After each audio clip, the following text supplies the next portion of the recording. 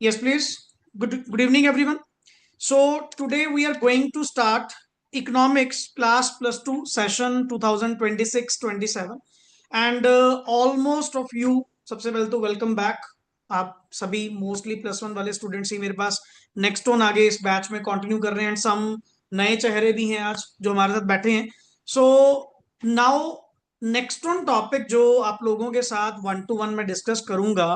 आज हम पहले इंट्रो पार्ट पे ही डील करेंगे कि सर इकोनॉमिक्स के अंदर क्या हमारी बातें प्लस वन लेवल पे हो चुकी हैं और क्या नेक्स्ट आगे प्लस टू के अंदर हमें डिफरेंशियल देखने को मिलेगा या पढ़ने का व्यू क्या होगा। मेन क्यूरियोसिटी तो पहले थोड़ी सी इस बात को लेकर है कि now one what is different from class plus one. कि क्लास प्लस वन में भी सब्जेक्ट आपके पास इकोनॉमिक्स था, नाउ प्लस टू में भी क्लास आपके पास इकोनॉमिक्स है। तो यहाँ पे आपको क्या सिलेबस के अंदर डिफरेंशियल देखने को मिलेगा एंड जो हमारे पास दो बुक्स गिवन है पार्ट ए और part B book, what it actually contains. तो बहुत ही मजेदार चीजें हैं, वन बाय वन क्या करते हैं डिस्कस करते हैं। सबसे पहले मैं जस्ट लिटिल बिट अगर आपको सिलेबस के पॉइंट से इंट्रोड्यूस करूं। सर इकोनॉमिक्स जो आप लोगों का मेन पेपर कॉमर्स में कंटेन होता है which is of 80 marks descriptive. Descriptive की अगर बात करें, राइटिंग पेपर की अगर बात करें, बिकॉज 20 मार्क्स का आप लोगों का असेसमेंट का सिनारियो होता है। 80 मार्क्स को डिवाइड किया गया बच्चे दो पार्ट्स के अंदर। दो पार्ट्स के अंदर एक्चुअली एक्चुअली इकोनॉमिक्स की जो ब्रांचेज हैं वो तो सर दो ब्रांचेज हैं, one is called as micro and second is called as macro. But हमारे सिलेबस में थोड़ा मिक्स मैथ सा गिवन है बिकॉज माइक्रो पार्ट आप ऑलरेडी किसमें डील कर चुके हो, प्लस वन लेवल। हाँ, तब उन्होंने पार्ट बी उसका आपको अटैच करवाया स्टैटिस्टिक्स, जिसमें आप लोगों ने some kind of numericals, averages, correlation, index number, presentation of data, various तरह के टॉपिक्स आप लोगों ने उसमें क्या करे, डील करे। क्लियर। सबसे पहला सवाल जो अक्सर आपके माइंड में चल रहा होगा, क्या सर इस बार भी वैसे ही न्यूमेरिकल है जैसे प्लस वन लेवल पे न्यूमेरिकल्स गिवन थे, क्या अब भी अपने को स्टैटिस्टिक्स का पार्ट वो यहाँ पे होगा? Clearly not. वो प्लस वन लेवल पे ही था, वो कैलकुलेटिव पार्ट आपका काफी हद तक तो कट डाउन हो चुका है। यहाँ पे न्यूमेरिकल मिलेंगे बट वैसे नहीं जैसे आपने क्लास प्लस वन में डील करी। वो स्टैटिस्टिक्स का पार्ट था, एवरेजेस कैलकुलेट करना, कोरिलेशन या इंडेक्स नंबर में स्क्वायर रूट की कैलकुलेशन एंड ऑल। वो कैलकुलेटिव पार्ट आपका प्योरली कट डाउन हो चुका है। हमारे पास यहाँ उल्टा जो न्यूमेरिकल मिलेंगे, something interesting you will find in these topics. बड़े अच्छे अच्छे एंड सिंपल सॉर्टेड कैलकुलेशंस वाले। यहाँ पे वो दिमाग वाला काम नहीं, यहाँ कंसेप्ट का काम है, यहाँ कैलकुलेशन का काम नहीं है, यहाँ कंसेप्चुअल क्लैरिटी का काम आपको देखने को मिलेगा। सो पहले तो इकोनॉमिक्स की एक basic branch which is called as macro economics, इस पे थोड़ी चर्चा करेंगे कि मैक्रो इकोनॉमिक्स का मतलब क्या है and sir what kind of, and थोड़ा सा मैं रिलेट करवाऊंगा आज के सेशन में विद द प्रैक्टिकल जो आज के इंडिया में एट प्रेजेंट गोइंग ऑन है। उससे भी थोड़ी मैं रिलेशन आपको एक्सप्लेन करूंगा कि सर माइक्रो मैक्रो में डिफरेंस होता क्या है। आपसे पहले मैं थोड़ी सी कुछ न्यूज वगैरह ही सुन रहा था कि आजकल देखे तो उसी इंडिया में और क्या गोइंग ऑन है, पता लगा बहुत ही कुछ गोइंग ऑन है, नया नया बहुत कुछ तरह के मतलब इश्यूज देखने को ट्रेंडिंग जो चल रहे हैं। I will relate it with my economics, the practical thing जो आपको समझ में आनी चाहिए। क्यों अब हम वो छोटी सोच लेकर नहीं पढ़ रहे जहां सिर्फ हम एक कंज्यूमर की, एक प्रोड्यूसर की, एक फर्म की, एक इंस्टीट्यूशन की बात किया करते थे। अब मुझे अपना होराइजन इंक्रीज करना है, अब मुझे अपनी वही डिस्कशन इंक्रीज करनी है to the economy as a whole. अब वही प्रॉब्लम्स होंगी बट प्रॉब्लम्स को डील करने का जो एरिया होगा, प्रॉब्लम्स को टैकल करने का जो हमारे पास एरिया होगा, कवरेज होगी, वो कंप्लीट इंडिया लेवल पे and not only India, even outside India with the foreign countries as well. तो उसको रिलेट करते हैं but let me introduce first and second part हमारे सिलेबस का जो दिया गया, दैट इज इंडियन इकोनॉमी, या बोल देते हैं इसको इंडियन इकोनॉमिक डेवलपमेंट। क्लियर। सो आईईडी शॉर्ट वर्ड हम अपनी लैंग्वेज में यूज करते हैं पर्टिकुलरली। सर इन दोनों का रिलेशन क्या है कि यहाँ पे अपने को इंडियन इकोनॉमी में क्या चीज बेसिकली पढ़ाई जाएगी, क्या चीज हमें यहाँ पे डिस्कस करवाई जाएगी। तो आज का काम जस्ट आपका सुनने का है, इवन नेक्स्ट ऑन लेक्चर भी, हाँ थोड़ा थोड़ा लिखवाता भी रहूंगा, इंटरेस्ट बना रहेगा। और मेरी अप्रोच मैक्सिमम स्टूडेंट्स आप में से जानते ही हैं ऑलरेडी। हम लोग 1 to 1 सबसे पहले मैक्रो इकोनॉमिक्स प्योरली प्योरली क्या बनाने वाले हैं, notes. Each and every word आप लोग मेरे साथ यहाँ पे इस रजिस्टर पे खुद लिखेंगे, पैरेलली साथ में मैं भी लिखूंगा। तो that means kind of dictation, writing dictation की 1 to 1 आप अपने नोट्स बनाएंगे फ्रॉम द मिक्सअप बुक्स, अलग अलग लेकर। बिकॉज आपको जो स्कूल में बुक रेफर की गई होगी, और मैं भी एक कॉमन पैरालांस पे जो बुक आपको रेफर करता हूं दैट इज टीआर, चलती भी वही, चलती भी वही है, क्लियर। बट मेरे पास तो अलग अलग राइटर्स बहुत अवेलेबल है, 3 से 4 राइटर्स +2 लेवल पे अपने पास अवेलेबल है। बट आपको वो 3-4 राइटर्स परचेज करने की जरूरत नहीं है, आपको जस्ट एक कॉमन पैरालांस जो स्कूल लेवल पे भी लगेगी और मेरे पास भी लगेगी, clear. TR Jain is the best book, but मेरी जस्ट एक रिक्वेस्ट है, लेना तो नई बुक लेना, पुरानी मत लेना। उसका लॉजिक है, मुझे मैक्रो का लालच नहीं है, मैक्रो तो मैंने अपनी ओर से ही लिखवाना, each and every content question concept सारा मेरी ओर से होगा, वो तो मुझे दिक्कत ही नहीं। मुझे सिर्फ न्यू बुक जो चाहिए वो किसके लिए चाहिए, इंडियन को। पर पंगा ये है, सिंगल बुक मिलती नहीं, आपको मिलेगा कंबाइंड सेट। तो स्कूल पॉइंट से भी लेना है, मेरे यहाँ के लिए भी लेना है, तो प्रेफर करिएगा लेटेस्ट बुक होनी चाहिए, और मैक्सिमम, और मैक्सिमम द लास्ट ईयर। इससे पुरानी प्लीज मत लीजिएगा, मत लीजिएगा, किसी काम की नहीं। कारण सुनो, इंडियन इकोनॉमी बच्चे अपनी होती है डाटा बेस्ड, इसमें लिटिल बिट कंटेंट आपको जो मिलेगा वो क्या मिलेगा, डाटा बेस्ड मिलेगा। बिकॉज इसमें आप अपनी इंडिया की इकोनॉमी को ओवर द ईयर्स, एंड अगर मैं इंडियन इकोनॉमी की एस्टेब्लिशमेंट की बात करूं दैट इज 1947 के बाद। बिकॉज इंडिया तो प्रॉपर वे से एस्टेब्लिश कब हुआ, after partition. After partition divide and rule concept के अंदर पर्टिकुलरली पाकिस्तान अलग कर दिया गया, इंडिया अलग। तब से लेकर पर्टिकुलर, बिकॉज उससे पहले तो ब्रिटिशर्स का रोल प्ले था सारा। तो हमें अपना एवोल्यूशन वहां से लेकर टिल डेट 2026 तक what we are going through, हम किन किन चीजों में चल रहे हैं, क्या क्या हमें करंट इश्यूज देखने को मिल रहे हैं, हमारी इकोनॉमी ने इतने सालों में, इतने ईयर्स में क्या तरक्की करी है, क्या डेवलपमेंट करी है, डेवलपमेंट का पाथ क्या रहा है। And I will compare it with as well as neighbour countries like China, like Pakistan. तो इसीलिए वो डाटा बेस्ड इकोनॉमी है, डाटा बेस्ड आपको कंटेंट मिलेगा, तो उसमें पुराना कंटेंट पढ़ने की गलती मत करिएगा, बिकॉज सीबीएसई लेटेस्ट क्वेश्चन पूछेगा। सो इसीलिए मैं हमेशा रेफर करता हूँ, प्लीज मैक्रो को लेकर मुझे आज आज की डेट में कोई इशू नहीं। अगर तुम्हें को सिंगल बुक आईडी देता है ना, ले लेना, बस आईईडी की न्यू बुक लेना, क्योंकि वो मुझे लेटेस्ट, हमें भी हर साल लेटेस्ट परचेज करनी पड़ती है, क्योंकि हम पुरानी बुक रेफर नहीं कर सकते, उसमें हर साल क्वेश्चन रिवाइज होते हैं, डाटा रिवाइज होता है। तो इन दैट केस आपको सर मेरी बुक में तो ये लिखा हुआ है, तो बच्चे वो ओल्ड डाटा है, हमें लेटेस्ट डाटा के अकॉर्डिंग टू आपकी प्रेपरेशन करनी है। और कुछ बच्चे पूछ रहे थे सर बुक की पहचान कैसे करें, लेटेस्ट है या कई बार दुकानदार फ्रेश पीस पड़ा होता है पुराना दे देते।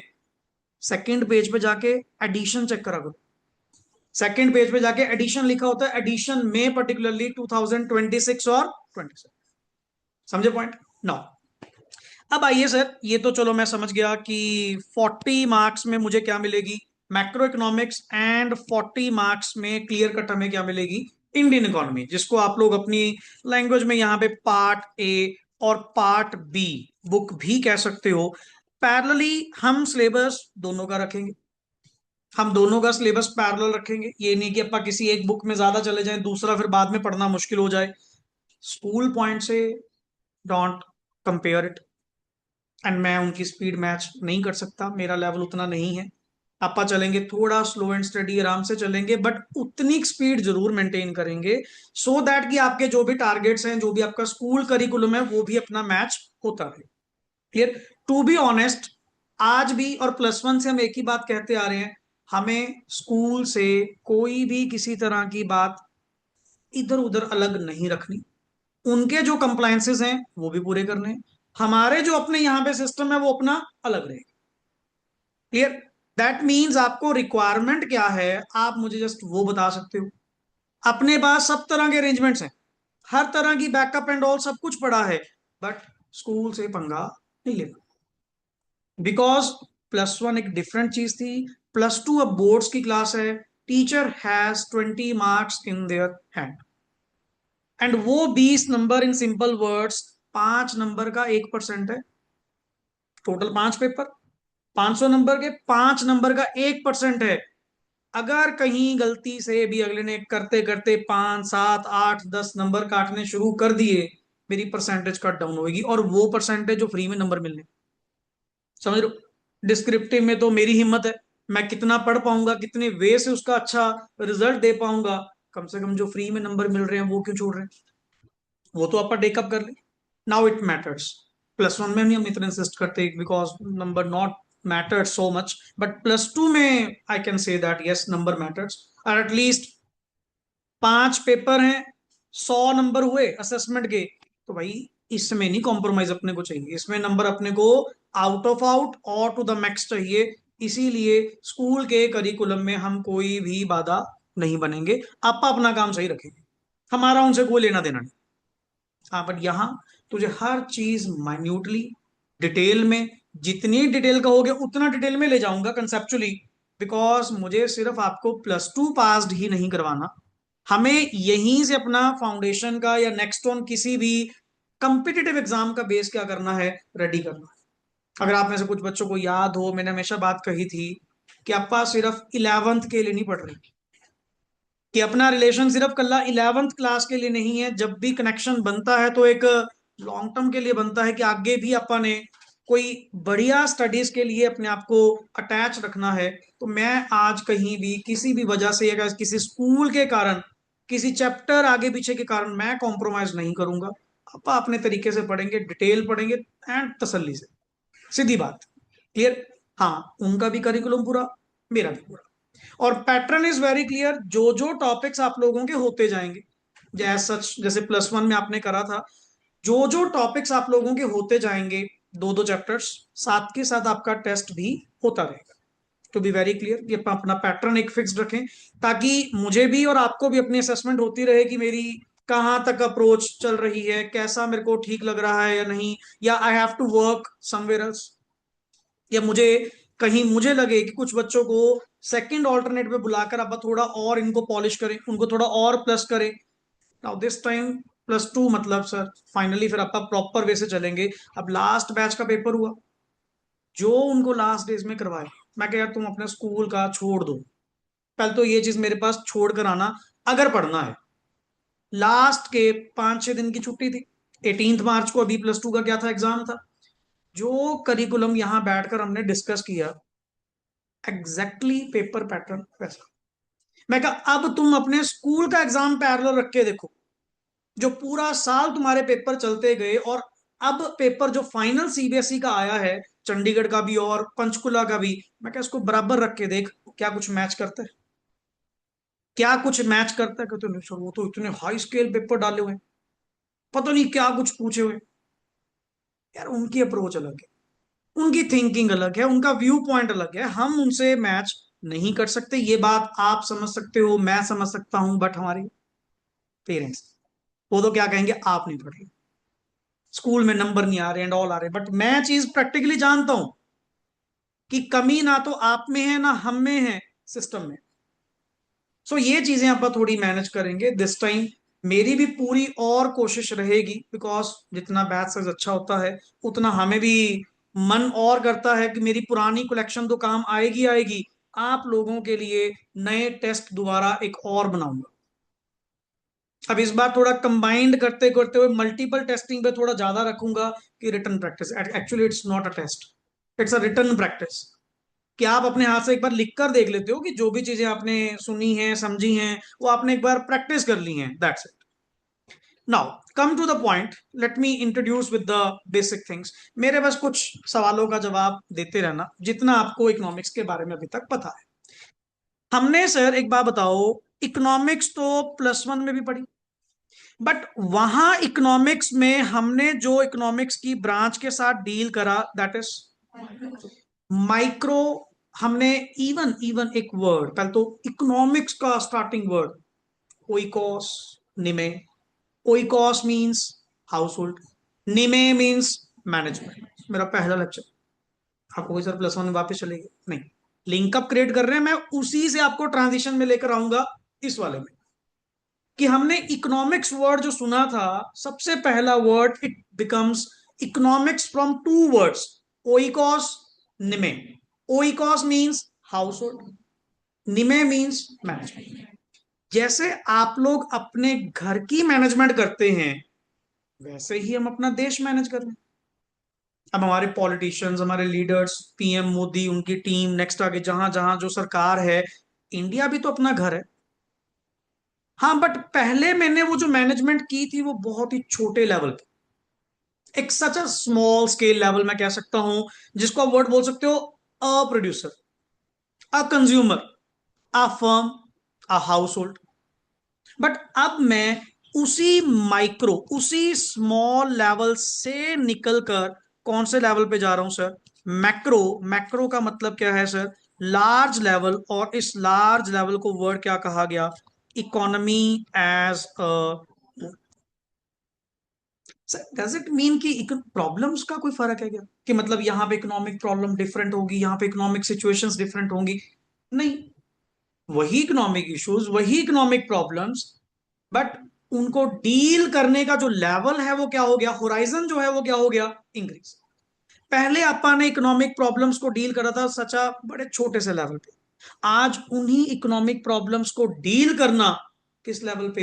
एक इकोनॉमी लेवल पे, पूरे इंडिया लेवल पे, नेशन वाइड, और I can say internationally. But the thing remain same. मैं कह दूं इकोनॉमिक्स के कॉन्सेप्ट चेंज हो गए सर, कंसेप्ट नहीं चेंज हुए, परसेप्शन चेंज हो गई। तुम पहले सिर्फ अपनी सोच रहे थे, अब पूरे देश की सोचनी है। यहां पे हर रहने वाला पर्सन, रेजिडेंट, उसके बारे में सोचनी है। पहले शायद मैं इतना सेल्फिश था, मैं सिर्फ अपने बारे में सोचता था कि मेरी डिमांड में, मेरी सप्लाई में इस प्राइस के अप डाउन होने से क्या फर्क पड़ेगा। पहले मेरा मतलब सिर्फ मेरे से था, बट अब वो मतलब मेरा सिर्फ मेरे से नहीं, पूरे इकोनॉमी से है, पूरे देश से है, हर नागरिक से है जो इस इंडिया का क्या है, part. And I have to take care of all the person residents in this country. हम कई बार इतने सेल्फिश होकर अपने बारे में कहते हैं, नहीं ये ऐसे थोड़ी होना चाहिए, फिर क्या होता है, ऐसा कर दो, सरकार को ये कर देना चाहिए, पीएम मोदी को वो कर देना चाहिए, फलाना कर देना चाहिए। आप सुजेशन देते रहते हैं, नॉर्मेटिव इकोनॉमिक्स, सुजेशन देते रहते हैं, ये हो जाए, फलाना हो जाए। आप जरा सी मान लो पाकिस्तान की ओर से कोई हरकत हुई, इनको उड़ा दो, खत्म कर दो, ये कर दो, फलाना कर दो। नहीं कर सकते।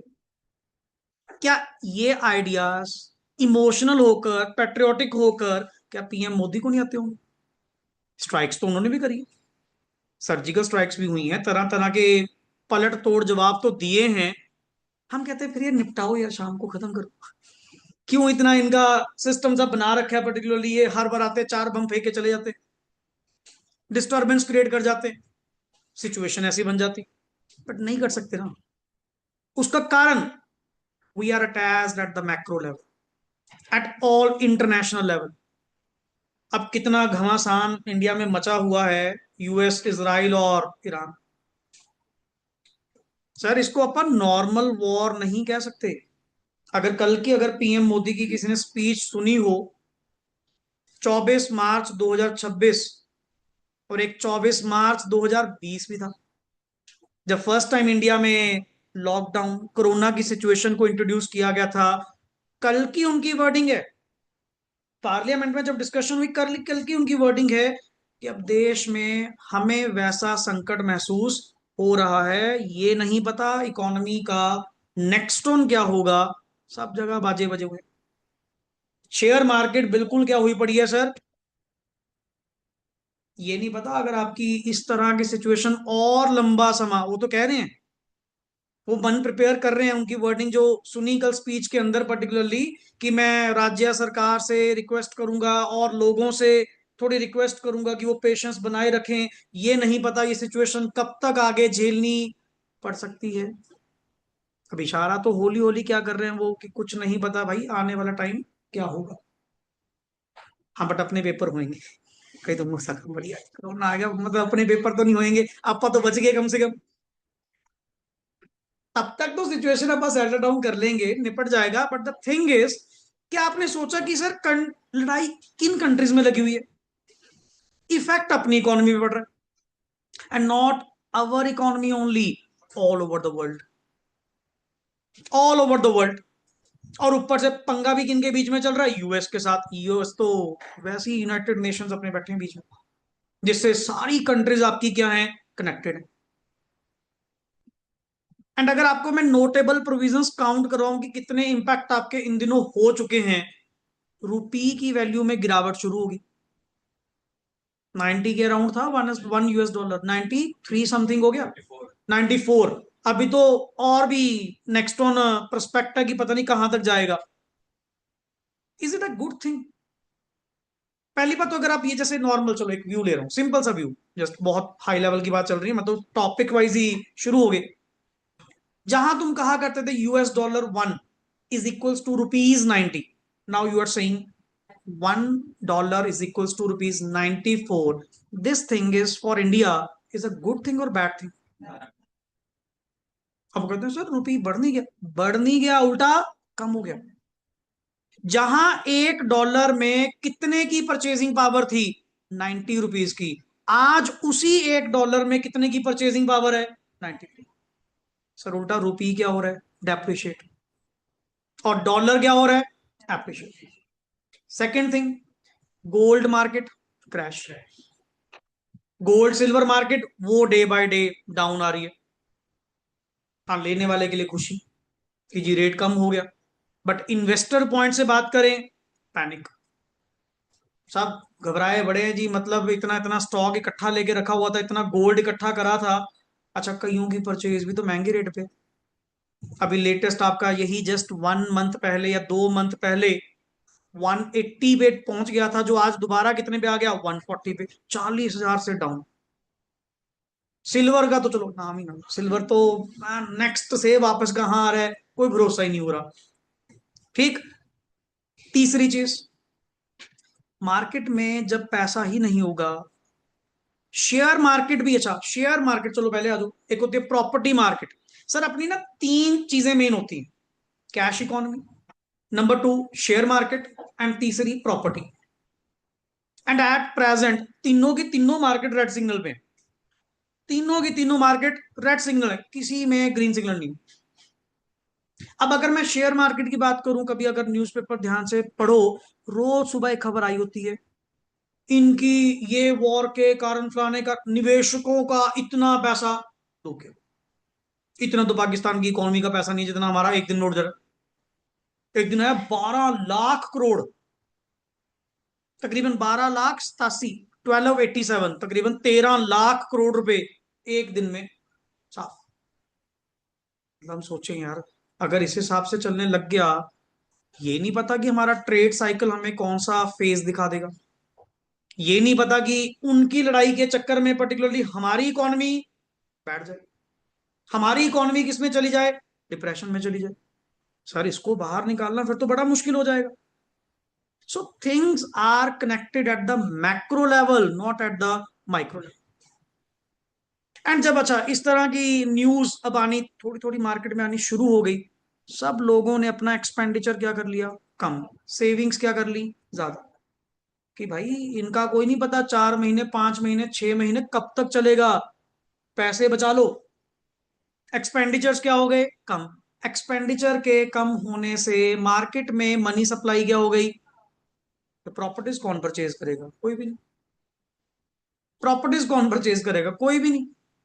एट प्रेजेंट कई बार हमारी चलो कोई क्लाइंट बेस्ड बात हो रही होती है किसी ना किसी से, जो कंस्ट्रक्शन लाइन में है, जो बिल्डिंग लाइन में है, कुछ बनाते हैं, तो माल ही नहीं बिक रहा। बनाई जा रहे हैं, माल सेल ही नहीं हो रहा। इतने इतने फ्लैट्स बना के बैठे हैं, इतने इतना रॉ प्लॉट पड़ा है पर्टिकुलरली, कोई लेंगे? लेंगे कहां से? पहले जिंदा रहेंगे तभी तो रहेंगे। अभी तो ये नहीं पता कि ये वॉर किस तरफ सिचुएशन अपनी ले ले। अब ये तो मैक्रो लेवल पे इंटरनेशनल समिट्स होंगी, सारी कंट्रीज के लोगों को बिठाया जाएगा कि इनका भाई सुलझाओ। अगर ये नहीं सुलझाया, एट प्रेजेंट अगर आपने नाम सुने क्या वर्ड बन चुका? Energy war. Why it is energy war? Iran तो मेन है, जो सारी जगह ये पेट्रोल फ्यूल एंड ऑल क्या कर रहा है, सप्लाई कर रहा है। अपना देश तो सिलेंडर भरवाने में लगा हुआ है, क्या करें बेचारे। हुआ नहीं। एलपीजीज पर्टिकुलरली कमर्शियल वाली क्या कर दी गई, बंद, या बहुत रिस्ट्रिक्टेड। सबने इंडक्शन वगैरह लगा लिए, इलेक्ट्रिक वगैरह पे शिफ्ट हो गए, क्यों भाई, अगले ने भी काम कर करना। गवर्नमेंट ने साफ कह दिया हमारा मोटिव है घर घर पहले गैस पहुंचाना, नॉट इन द रेस्टोरेंट्स। 4 दिन लोग बाहर नहीं खाएंगे, मर नहीं जाएंगे, पर घरों में गैस पहुंचना पहले जरूरी है। खाना नहीं बनेगा तो जाएंगे कहाँ। अब कल परसों की एक आ रही थी वीडियो, पर्टिकुलरली अहमदाबाद में तो पेट्रोल फ्यूलिंग को लेकर बहुत ज्यादा दिक्कत आ गई। अच्छा, लोग उससे पहले पैनिक क्रिएट कर लेते हैं, ये भी होता है। र्यूमर बनाने वाला, रील बनाने वाला अपनी बात बोल के चला जाता है, वहां पे वैसे पैनिक क्रिएट हो जाता है, सारे पेट्रोल पंप्स पे रश होना शुरू हो गया। This is called as macro. कि sir now things are not attach to only single person, कि किसी एक के जरा सा कुछ करने से उसका impact all over the economy आपको देखने को मिलेगा। So that is the macro level, कि अब इकोनॉमी एज अ होल की बात चलेगी, not at a simple level. मैं तुम्हारे पूरी +1 को 4 वर्ड्स में अगर खत्म करूं, तुमने जो टॉपिक्स पढ़े हैं माइक्रो इकोनॉमिक्स में, नॉट स्टैट्स, स्टैट्स एक अलग चीज है, उसकी एक अलग इंपॉर्टेंस है। वो आप कहते हैं जी वो क्यों पढ़ाया गया, वो एक अलग इंपॉर्टेंस है, क्योंकि डाटा को मैनेज करना, इंफॉर्मेशन प्रोड्यूस करना, प्रेजेंट करना एंड उनमें इंटरप्रिटेशन करना, that is a different field of economics, aspect of economics. But actually economics of two types, one is, branches are two types, number one is micro. अगर तुमने एक चीज देखी हो, तुम ध्यान से सोचो, अगर माइक्रो के टॉपिक्स अगर आपको पता हो सिर्फ 4 वर्ड में, number one is consumer, number two is producer, number three is market, and number four is price. ध्यान से देख ले, टोटल 13 चैप्टर थे तुम्हारे माइक्रो इकोनॉमिक्स के अंदर, मैंने 4 वर्ड्स के अंदर ही खत्म कर दिया। पहले 6 चैप्टर जो आप लोगों ने पढ़े वो किसके थे, कंज्यूमर पॉइंट्स, कंज्यूमर का इक्विलिब्रियम फाइंड आउट करना, और कंज्यूमर पर्टिकुलरली जिस मार्केट फोर्स को कंट्रोल करता है, that is called as demand. और प्रोड्यूसर की ओर से क्या क्रिएट की जाती है, सप्लाई। और इन दोनों को ही क्या कहा जाता है, मार्केट फोर्सेस। क्या कहा जाता है, मार्केट फोर्सेस। एंड इन्हीं मार्केट फोर्सेस के जरिए आप लोग अपनी प्राइस की क्या करते हो, determination, the last one chapter, market equilibrium, जिसमें तुम लोगों ने डिमांड सप्लाई को देखते हुए मार्केट का इक्विलिब्रियम क्या किया था, फाइंड आउट किया था कि what should be the equilibrium price, what should be the equilibrium quantity. And अगर मार्केट्स की बात करूं तो आपने एक नॉलेज ऑब्टेन करी थी regarding the there are 4 types of market. Number one is perfect competition, number two is monopoly, number three monopolistic competition, and number four is oligopoly. होगी तेरी ये +1 की इकोनॉमिक्स इसके अंदर। हाँ, थोड़ा ज्यादा डिटेल में पूछोगे, सर पास हो चुके हैं बस बहुत है, +2 का पढ़ाओ, ठीक है, बात खत्म करो, आगे चले। बट मैं फिर वही कहूंगा, उन्हीं चीजों से आपको लिंकअप क्रिएट होगा विद द मैक्रो। अब मैक्रो में मैं तुमसे जस्ट ये डिस्कस करना चाहूंगा आज कि sir what kind of the problems here we have to discuss. ठीक है, मार्केट फोर्सेस का यहां भी रोल प्ले होगा। आप ये नहीं कह सकते कि आप डिमांड सप्लाई से बाहर आ गए। मैंने बस उन्हीं वर्ड्स को बदलकर 2 वर्ड बना दिए, aggregate demand, aggregate supply. What do you mean by aggregate, sum of all, सबका। That means particularly economy level पे हर जगह वर्ड कनेक्टेड क्या हो गया, इकोनॉमी। कि नॉट अपने सिर्फ, अब जैसे आप लोगों ने +1 में पढ़ा कि प्राइस जरा सा चेंज हुआ, कंज्यूमर की डिमांड चेंज हो, कंज्यूमर की चेंज हुई, पूरी इकोनॉमी की चेंज तो नहीं हुई ना, क्योंकि तब तुम डील कर रहे थे सिर्फ अपने लेवल पे। तब मेरी सोच मेरे तक सीमित थी, तब मेरी सोच अपने तक थी कि मुझे अपनी पड़ी है जी, मैं तो ये देखूंगा प्राइस अगर इतना मिलेगा मैं तो इतनी डिमांड क्रिएट करूंगा। अच्छा, प्रोड्यूसर का मोटिव भी क्या था, अपने तक था, उसको कोई मतलब नहीं था कि all over the economy equilibrium कैसे स्ट्रक करेगा, कोई मतलब नहीं था। अब उन्हीं चीजों को छोड़कर हम यहां पे जो मैक्रो में, पहली बात मैक्रो वर्ड जो आया है, that is macros, which is a Greek word. कौन सा वर्ड, विच मीन्स लार्ज। वहां से ग्रीक वर्ड से, इवन माइक्रो भी वहीं से है। टू ग्रीक वर्ड्स वहां से शेप लेते हुए micro and macro word introduce किए गए। तो मेरा जस्ट एक सिंपल सवाल कि sir here what kind of problems are there, अगर आप एक मैक्रो लेवल पे बात करते भी हो, what kind of problems are there जो हमें यहाँ पे समझनी है, सीखनी है, या जिनके बारे में मोस्ट हमने चर्चा करनी है। And Indian economy is also somewhat linked with this. जितना मैं तभी हमेशा पहले कौन से शुरू करता हूँ, मैक्रो, क्योंकि यहाँ के जब बेसिक कॉन्सेप्ट्स आप सीख जाते हो, समझ जाते हो, देन इजीली आप रिलेट कर पाते हो विद द इंडियन इकोनॉमी।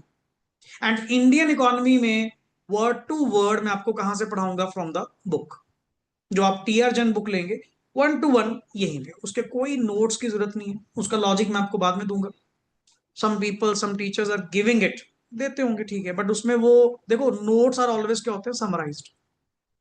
अगर नोट्स आर इक्वल कॉपी हो जाए बुक की, फिर नोट्स देने की जरूरत ही क्या। नोट्स का मोटिव ही क्या होता है, in the simplified language and short way से आप उसको समराइज करके दे। इंडियन इकोनॉमी में कोई रिस्क नहीं, कोई कॉम्प्रो नहीं। क्यों? इंडियन इकोनॉमी आप लोगों की डाटा बेस्ड है। एंड वहां पे जो एमसीक्यूज आते हैं, वो ये नहीं पता कहां पे कौन सी लाइन में से क्या डाटा पूछ ले। So we have to read one by one. हाँ, मैं आपको बुक में से ही मार्क करवाऊंगा कि अपन ने ये पैराग्राफ तो बेयर मिनिमम टॉप पढ़ना है, बाकियों को एक बार रीडिंग में लेकर, पर एक एक वर्ड आपका बुक में से क्या किया जाएगा, कवर किया जाएगा। समझे पॉइंट? अब यहां पे आता जी, what kind of problems are there, जो तुम मैक्रो लेवल पे क्या करोगे, डिस्कस करोगे। सर यहां पे ये बताओ, अपनी सोच में फर्क किस बात का पड़ा। मैं कहती यहां मैं बात करूंगा मेनली सबसे करंट इश्यूज की, जिनमें से नंबर वन क्या आता है, like it's not a line कि मैंने अनएम्प्लॉयमेंट पहले क्यों उठाया। Like number one is unemployment. India का सबसे ट्रेंडिंग मुद्दा, हमारी कंट्री की जीडीपी ग्रोथ उस लेवल तक क्यों नहीं इंक्रीज हो पा रही, बिकॉज बहुत सारी जनता ऐसी है जो क्या है, बेरोजगार। डज इट मीन काम नहीं करना चाहते ये लोग, या काम करना चाहते हैं मिल नहीं रहा? मिल नहीं रहा।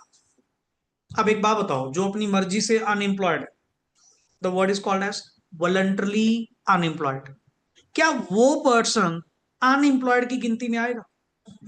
अनएम्प्लॉयड की गिनती में कौन? यार सिंपल सी बात, रौला वो बंदा पाए जो काम करना चाहता है बट उसको काम मिले, उसका तो माने। सरकार भी सोचे हाँ भी तू, मैं कह जी मैं काम करना चाहता हूँ, ये मेरी डिग्री से, ये देखो मैंने ये क्वालिफिकेशन ली हुई है, बट नौकरी फिर नहीं मिल रही। अच्छा दूसरी बात, कहीं ना कहीं भाई सिंपल सी बात कह दें, लोगों की उम्मीदें तो जो इंडिया का करता धरता होगा उन्हीं से होगी। और इंडिया का करता धरता किसको अपॉइंट किया गया? गवर्नमेंट। गवर्नमेंट तो डे बाय डे खुद हाथ खड़े कर रही है, अपने पास कुछ नहीं। मोदी साहब पहले क्या कहते, आत्मनिर्भर बनो, तब लोग समझ नहीं पाए कि भाई इतनी बड़ी पॉपुलेशन है, इतना बड़ा देश है, गवर्नमेंट भी किस किस सेक्टर में क्या क्या काम कर दे। गवर्नमेंट बची ही कितने सेक्टर्स में है, हर सेक्टर के अंदर तो आज की डेट में क्या हो चुकी है, प्राइवेटाइजेशन। एंड यू पीपल या we people are expecting job opportunities from the government. Is it possible? आपने कभी अगर ध्यान से देखा हो, कभी सुना हो, नौकरी निकलती है बड़ी डाउनग्रेड लेवल की, पता नहीं गवर्नमेंट डिपार्टमेंट कहीं निकलती है, अप्लाई करने वाले कौन होते हैं, मास्टर्स, इतने क्वालिफाइड बंदे। क्यों? नौकरी है ही नहीं। इतने बुरे हालात हो चुके हैं इंडिया के particularly, because this is deficiency of man power planning. अपने इंडिया में मैन पावर प्लानिंग है ही नहीं, इनको पता ही नहीं लोगों की रिक्वायरमेंट कितनी है। एंड ये इधर से हाफ बेक्ड ग्रेजुएट्स बनाई जा रहे हैं। लो जी लो, बेकरी में से बन बन के बाहर आ रहे हैं सारे। यूनिवर्सिटियां दुकानें खुली हुई हैं, पर्टिकुलरली हर बंदा डिग्री ले लो, डिग्री ले लो, डिग्री ले लो, बांटी जा रहे हैं। क्या आपने ये एनालिसिस करा कि इकोनॉमी में उन लोगों की नीड है या नहीं? आप क्या कर रहे हो, डिमांड है नहीं, सप्लाई इतनी ज्यादा। हर साल कितना बच्चा ग्रेजुएट होता है, कितना बच्चा, क्या सारे प्लेस्ड होते हैं, क्या सबको नौकरी मिलती है? Then that amounts to the biggest problem of India, that is unemployment. और अगर तुम एक चीज सोचो ना, मैं तुम्हें अभी सेंट्रल इशू, छोटा सा पॉइंट, ज्यादा टाइम नहीं, 5-10 मिनट लूंगा। सेंट्रल इशू की अगर मैं बात करूं, मेरी भी बातें बहुत हैं, अगर मेरे को ओपन छोड़ दो ऐसे, मैं कुछ लिखवाऊं भी ना 2-3 दिन, तो ऐसे ही मजा ले कि पहले सुनो, चीजें रिलेट करो, एग्जाम्पल बेस्ड, क्योंकि जब तक आपको थीम नहीं क्लियर होगी ना माइंड में, what we are talking about.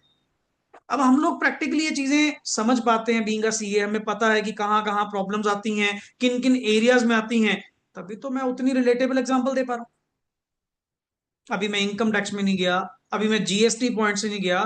देखना जब बैठोगे तुम, किस लेवल की बात चलेगी, अब वो +1 लेवल नहीं होगा। एंड हाँ सर, डायग्राम से बाहर हो तुम, चिंता ना करो, यहाँ पे डायग्रामेटिक वर्क नहीं है, हार्डली जस्ट एक चैप्टर के अंदर लिटिल बिट, वो भी कोई खास नहीं है यहाँ।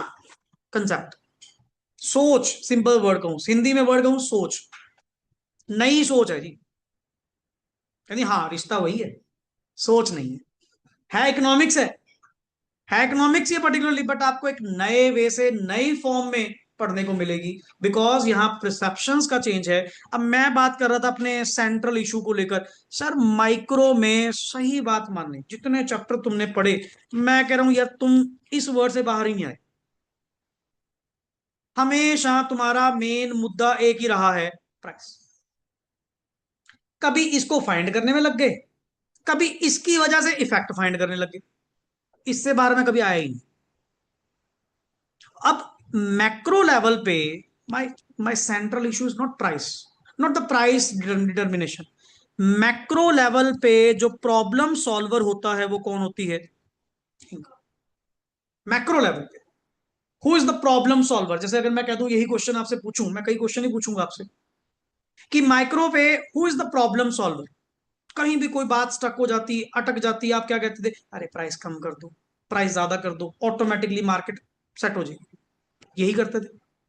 यहां पे प्रॉब्लम सॉल्वर आपका कौन होगा? इनकम। हर चीज कनेक्टेड, इकोनॉमी चलती ही किससे है? इनकम। आप जैसे पर्टिकुलर कहते हैं कि सर लोग बेरोजगार हैं, पर्टिकुलरली हैं, क्योंकि ये चीजें प्रॉब्लम क्रिएट एक नहीं ना, आगे कई करेंगी। आप सुनना चाहते हो तो मैक्रो लेवल पे ये भी सुन लो, कनेक्टेड है। जो बंदा बेरोजगार होगा, जेब में ठन्नी नहीं, खर्चा चवन्नी, ज्यादा ही जिसको कहते हैं अपन, खर्चे इतने बड़े बड़े पाल रखे हैं, इनकम उस लेवल की है नहीं। अब इन दैट केस अपने खर्चों को मेट करने के लिए, डिमांड्स को पूरा करने के लिए, and there are multiplicity of wants. हम अक्सर बच्चों को समझाते हैं, आपको +1 लेवल पे कितना समझाया होगा कि भाई सोच बड़ी रखो, जिस लेवल का स्टैंडर्ड ऑफ लिविंग आप एक्सपेक्ट करते हो, मूवीज में देखते हो, नेटफ्लिक्स एंड चिल करते हो, वैसा करने के लिए भाई साहब पैसा चाहिए, सीधी सी बात, पैसा लगेगा। इनकम, आजकल तो सिंगल इनकम से कुछ नहीं हो रहा, लोग मल्टीपल इनकम पे क्या हो चुके हैं, शिफ्ट हो चुके हैं। And we people are thinking कि सर 4 zeros इनकम से कुछ नहीं बनेगा, it must be 5 zeros, it must be 6 zeros। तो जाकर आपका थोड़ा समझ आ रहा है वर्ड, है मैथमेटिकली दिमाग। 4 zeros कुछ नहीं है। What is 4 zeros income? क्या करूंगा मैं 20,000 50,000 का? Bare minimum it should be 1 lakh, and 1 lakh में कितनी होती हैं? 5। तो जाकर मैं एक लिविंग स्टैंडर्ड अच्छा एक्सपेक्ट कर सकता हूं। और आप लोग तो सर अपने पेरेंट्स की कंडीशन भी देखते हो, आप भी सियाने हो चुके हो, 12वीं क्लास में आप हो चुके हैं, क्या हमें नहीं पता हमारे एक्सपेंडिचर्स क्या है? क्या हमें नहीं पता हम शॉपिंग करने जाते हैं, व्हाट काइंड ऑफ एपरल्स एंड वियरिंग्स आप क्या लेते हैं क्या नहीं? कितनी महंगाई हो चुकी, कितनी चीजें पहले से महंगी हो चुकी हैं। एंड ये अपनी जनरेशन पे, कल को जब तुम्हारी नेक्स्ट जनरेशन आएगी after 14 years, 15 years, 10 years, what ever, नहीं ज्यादा हो गया, 10 years, 10 years, 17-18 के तो होंगे आप सारे, हैं? हाँ, आफ्टर 10 years बेयर मिनिमम आप कहते हैं, कहते हैं ऐसा थोड़ी होता सर, लेट करवाओगे हमारा, हाँ, ये थोड़ी है, आपका ऐसा हुआ है ना ना। चलो कोई नहीं, 10 years, चलो आफ्टर 10 years आपकी पर्टिकुलरली अगर जनरेशन की बात करें, एट दैट टाइम इन्फ्लेशन क्या होगी, एट दैट टाइम कॉस्ट क्या होगी, दैट टाइम महंगाई क्या होगी? सो बीइंग फॉर उस पॉइंट से देखते हुए, यस, आई कैन प्राउडली से हाँ भाई पैसा ही सब कुछ है, सीधी सी बात। क्यों? मैक्रो लेवल पे द प्रॉब्लम सॉल्वर कौन होते हैं अपने आप में? That is income. क्यों? अगर अनएम्प्लॉयड होगा, फिर कल को किसी ना किसी गलत एक्टिविटी में इन्वॉल्व होगा, क्राइम करेगा, चोरी डकैती करेगा। क्यों? काम कहीं मिल नहीं रहा, पेट तो पालना है, डिमांड्स तो पूरी करनी है, are not luxurious, not comfortable, the basic needs। Basic needs में आपके पास क्या आता है सर? रोटी, कपड़ा, मकान। ये तो तीन थे ही थे।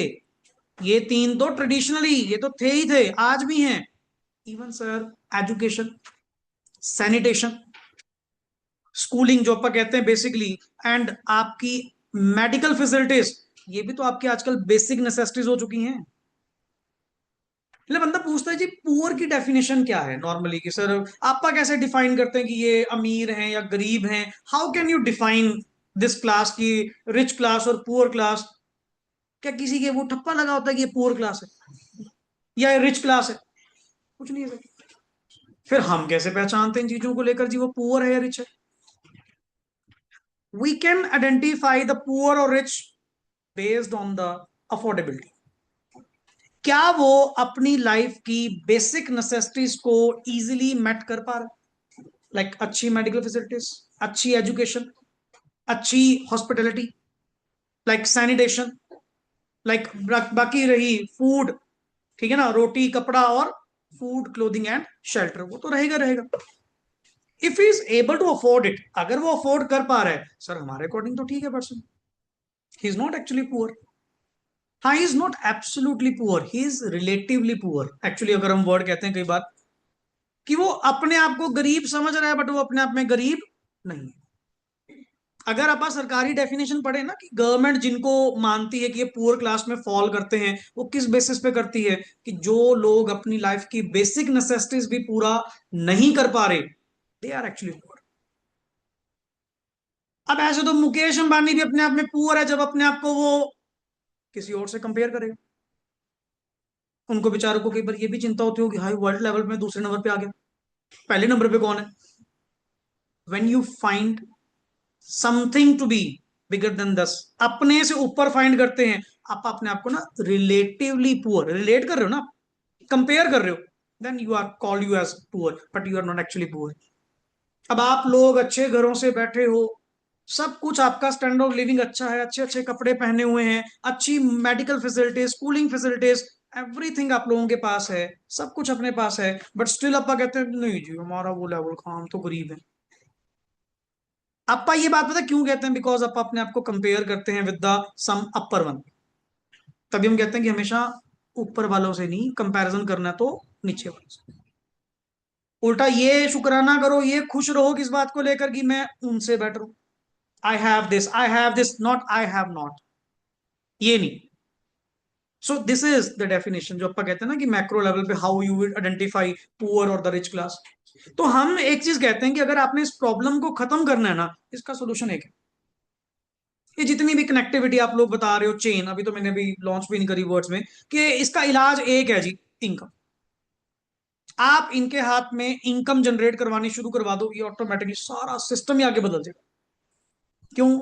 पैसा कमाएंगे, अपनी लाइफ बनाएंगे, डिमांड क्रिएट होगी, डिमांड क्रिएट होगी, एक्सपेंडिचर होगा, मनी सप्लाई इंक्रीज होगी, इकोनॉमी को बूस्ट मिलेगा, प्रोड्यूसर्स को काम मिलेगा, इंप्लॉयमेंट होगी, तो बैक टू बैक काम सर्कल चलता रहेगा। So this is all called as कि मैक्रो लेवल पे सर हमें अपना व्यू पॉइंट थोड़ा चेंज करना है, बट चीजें बहुत इंटरेस्टिंग मिलेंगी। I can assure you one thing, easily one thing, कि अगर सुनोगे ना, तरीके से बैठकर सुनोगे, थोड़ा मेच्योरिटी लेवल से, नॉट अपनी बातें बीच में जो सुन रहे हो यार, just give me 1 hour, just give me my time, मेरे को मेरा टाइम दो पर्टिकुलरली, देन लिसन इट, उसके बाद फ्री हो जो मर्जी करो। बट जब चल रहा है ना lecture, then completely surrender it, बस बैठ जाओ आराम से, फिर देख कहां तक लेके जाते हैं, किस लेवल तक अपनी बात जाती है। और फिर नॉर्मली सुन के देख लेना आसपास अपने साथ वालों से, उनको वो चीजें उतनी क्लैरिटी में नहीं शायद होंगी। फर्क होगा, ऑलवेज होगा। मैं कह दूं जी जो पढ़ रहे हैं क्या वही पास होंगे यार? छोड़ो यार इन बातों को। नहीं भी पढ़ोगे तो भी पास हो, तो भी पास हो। फिर वही बात मैं कह दूं जी अपा कर ले प्लस टू इकट्ठा हुए हैं, नहीं, गलत है। लोग कहते हैं जी ये तो सर तो अपना प्रमोट करेंगे करेंगे, भाई प्रोफेशन है, बैठे हैं इस चीज में। बट एक चीज की श्योरिटी दे सकता हूं कि तुम्हारा माइंड एक अलग डेवलपमेंट पे होगा। तुम्हें जितनी चीजों की नॉलेज होगी ना, माइट भी वो आप घर बैठे शायद एक लेवल पे उतना अज्यूम नहीं करते। घर बैठा बच्चा पर्टिकुलरली पढ़ रहा है सिर्फ एक पर्पस के लिए, कल मेरा पेपर है इसमें पास होना, एंड वो हाथ रख के वो याद करने पे लगा हुआ है। वही चीज यहां पे पढ़ना, मेरा मोटिव एग्जाम्स तो है ही है, वो तो ओरिएंटेड हमें चलना ही चलना है, मार्क्स पॉइंट से तो चलना ही चलना है। The main thing is overall development. अब आपने जो चीजें सुनी, थोड़ी जीके लेवल भी, थोड़ा प्रैक्टिकल वर्ल्ड के साथ भी आप अपना क्या हुए, कनेक्ट हुए। अभी तो ऐसे एग्जांपल बहुत हैं, बहुत कुछ है, जीडीपी ग्रोथ को लेकर, पूरी इकोनॉमी को लेकर, एक से एक बढ़िया चीज मिलेगी। अभी तो मैंने इकोनॉमिक्स वर्ड भी प्रॉपरली लॉन्च करा, 1 आवर अपना होने को हो गया। सो ऐसी बातें बहुत हैं। और जब एक बार आप वेल इक्विप्ड हो गए ना इन चीजों को लेकर, फिर लिख कंसेप्ट, फिर आएगा मजा। बताओ जी, टू स्कूल ऑफ थॉट्स कौन से होते हैं? क्लासिकल स्कूल है, केन्जियन स्कूल है, and father of modern economics, macro economics के जो माई बाप हैं, लॉर्ड जे एम केन्स। उनका बैकग्राउंड क्या है, कहां से कहानी चली, why the word modern macro economics was use, and finally ये सेपरेट इमरजेंस कब हुई, 1936। कई से एक एक करके चलेंगे। अभी तो अपन जस्ट इंट्रो भी करिए, अभी तो सिलेबस के मैंने नाम भी नहीं लिखवाए। तो नेक्स्ट में थोड़ा मिक्स मैच रखेंगे, एंड अपनी बात भी यहां तक रिस्ट्रिक्टेड रखेंगे। एंड रही बात डेली, ये कॉपी जस्ट आपके पास होनी चाहिए, बुक मुझे अभी नहीं चाहिए। जब भी मुझे बुक चाहिए होगी, आई विल कॉल, मैं मैसेज के अंदर आपको मेंशन करूंगा। And please be listen, timing देखनी है, डेली जो भी टाइमिंग शूट होती है, सम टाइम को चेंज होता है तो आपने टाइमिंग देखकर ही आना है, एंड रिक्वायर्ड जो भी मटेरियल होगा वो लेकर आना। Is that clear? चलिए, ओके जी, thanks a lot, and rest we will do in the next part.